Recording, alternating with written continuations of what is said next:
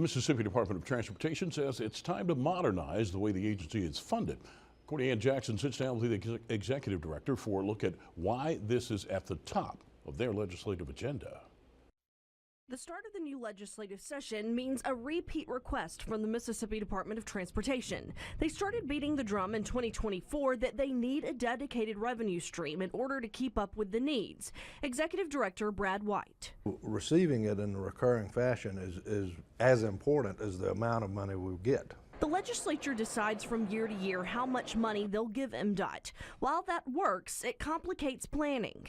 And we run about a $480 million deficit a year in the funds that we need in order to adequately address the rehabilitation of our existing system. While the construction of new roads and bridges may be exciting, the federal government cares more about how we're maintaining existing infrastructure. Without proper maintenance, the state puts its federal funding in jeopardy.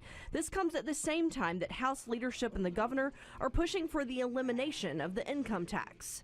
They know, they being the policymakers of our state, that they cannot eliminate that much of our revenue streams without making sure that they've taken care of this core function of government. Governor Tate Reeves believes both can be accomplished, but made this note when asked about MDOT funding. I'll just tell you, I got elected in 2003, and in 2003 they needed about $350 or $400 million more a year, and in 2018 when we increased funding by about $200 million a year through the lottery and other avenues, the ERBR for instance, they needed about $350 to $400 million more a year. My response has been, this state, not since 1987, have we really dealt with the funding model for our state infrastructure system.